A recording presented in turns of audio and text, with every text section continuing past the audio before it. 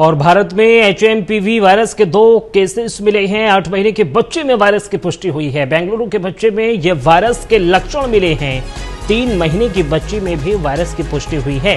संक्रमित बच्चे की कोई ट्रैवल हिस्ट्री नहीं बताई जा रही है। तो तमाम जो अब ये केसेस हैं वो भारत में भी मिलने शुरू हो गए हैं। 3 महीने की बच्ची में वायरस की पुष्टि हुई। संक्रमित बच्चे की कोई भी ट्रैवल हिस्ट्री नहीं है। भारत में एचएमपीवी वायरस के 2 केसेस मिले हैं। लगातार जो डॉक्टर्स हैं वो लोगों से यही सलाह दे रहे हैं कि आप अपना बचाव रखें, समय समय पर अपना हाथ धोते रहें, और अगर आपको किसी भी व्यक्ति में ये लक्षण दिखाई देते हैं तो उससे आप दूरी बना लें, यानी अपने आप को आइसोलेट कर लें।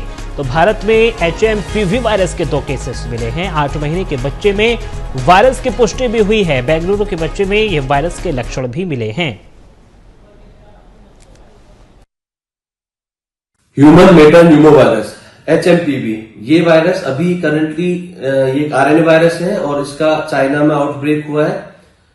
लेकिन ये वायरस नया नहीं है। इस वायरस का जो पहला केस मिला था वो 25 साल पहले नीदरलैंड में मिला था।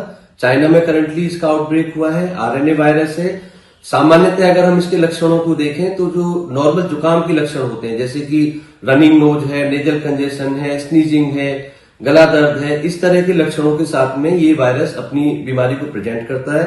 आमतौर पर इस बीमारी का जो इंक्यूबेशन पीरियड है, इंक्यूबेशन पीरियड मतलब एक आदमी से दूसरे आदमी में संक्रमित होने के बाद में जब उस आदमी के शरीर में लक्षण पैदा करता है, वो जो टाइम है वो लगभग 3 से 6 दिन का है।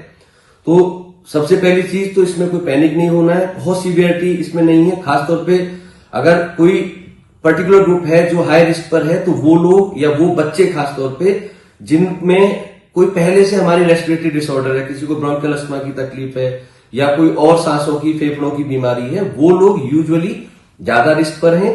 प्लस इन्फेंट्स, बच्चे जिनकी आयु 12 महीने से कम है, वो लोग ज्यादा रिस्क पर हैं। अभी भी जो बच्चे इंडिया में जो केस डायग्नोस हुए इन्फेंट्स में मिले हैं। तो डरना नहीं है इससे। और आमतौर पर जो प्रिवेंशन, हमें कोविड बहुत सारा कुछ सिखा चुका है। तो कोविड टाइम में जैसे हम लोग अपने आप को बचा के रखते थे कि इस तरह के संक्रमण अगर किसी आदमी में दिखते हैं तो उससे थोड़ी दूरी बना के रखें। उसकी जो ड्रॉपलेट इन्फेक्शन है बेसिकली ये, तो जिसमें कोई आदमी छींक रहा है, खांस रहा है, उससे उचित दूरी आप बना के रखें। अपनी इम्यूनिटी को, रोग प्रतिरोधक क्षमता जो होती है वो किसी भी बीमारी की तरह इस बीमारी में भी एक बड़ा रोल प्ले करती है।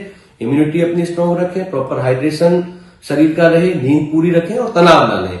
एक और विशेष चीज जो इसके साथ में, इसकी वैक्सीन अभी तक अवेलेबल नहीं है, तो पैनिक नहीं होना, लेकिन हाँ ध्यान रखना है।